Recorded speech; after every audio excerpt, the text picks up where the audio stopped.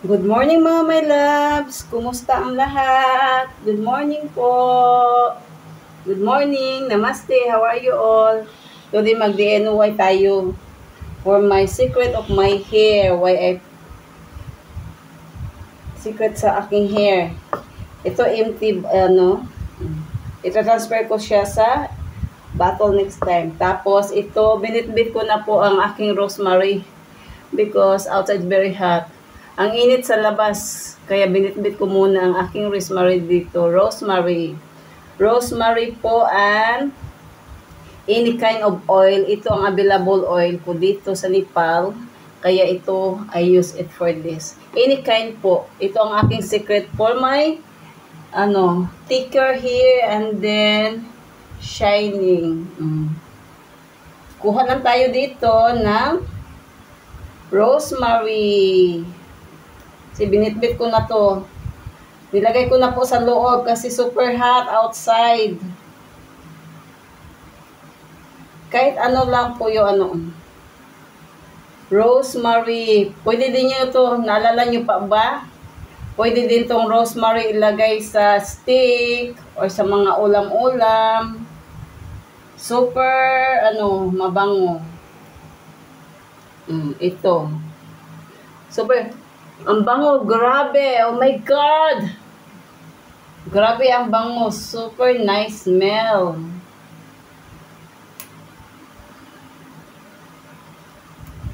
And then, iyan lang po. Tapos, I wash.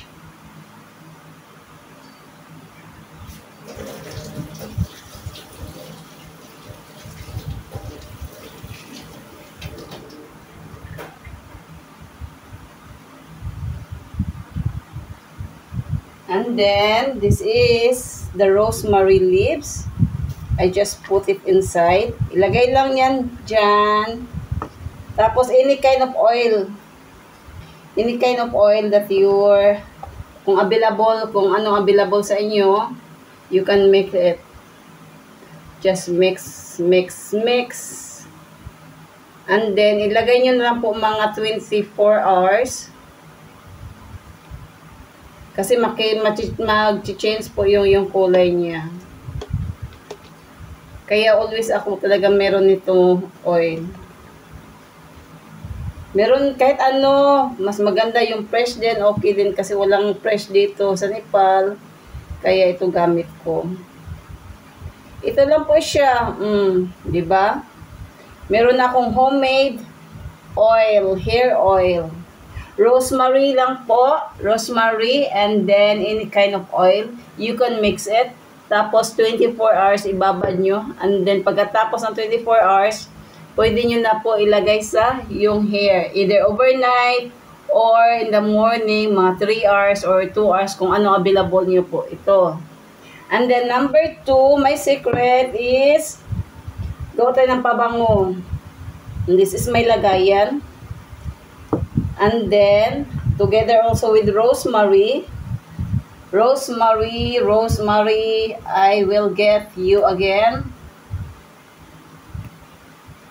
Kahit ano po ang available nyo na oil or whatever. Ito naman po ang pangalawa ko, gawin kong, lagay ko po sa aming toilet.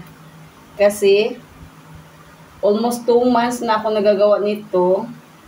It's very effective. Nice smell. Tapos, yung mga mosquito nawawala din sa toilet. Kasi lalo na yung toilet ko sa labas, always open kasi yung mga doggy ko, kapag super hot, they will stay in the toilet. Ito lang po siya. This is another one. Again, I will wash.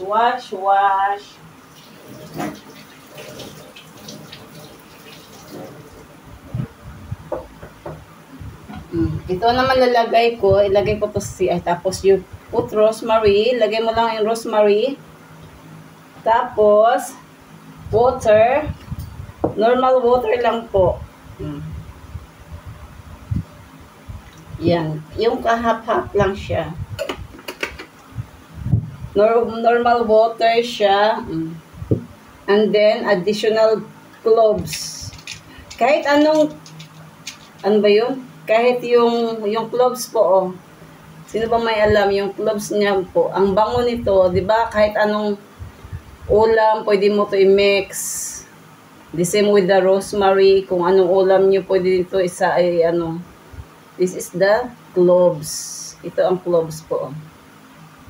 And then, lagay mo lang dyan. And then, pagkatapos, kung gusto mo maraming scent, mabango siya, dagdagan mo lang siya ng cloves. Kaya nag-stock ako always ng cloves sa bahay po kasi maximum ito 1 week to sa akin yung smell niya sa toilet. Either inside sa house po, naglagay din ako. Ito sa toilet kasi i-change ko na. Yan, that's my DIY, for my hair, and then the other one is for smell. Di ba ang ganda? Anuhin ko po kayo ha, tingnan nyo po.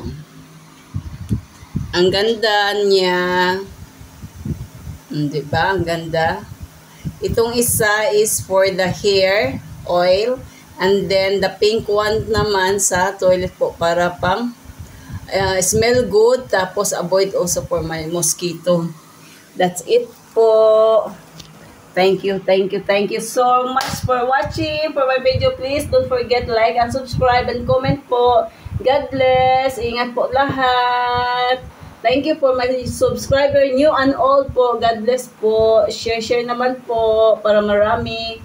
Thank you so much. Mahal ko kayo. I love you all from our family.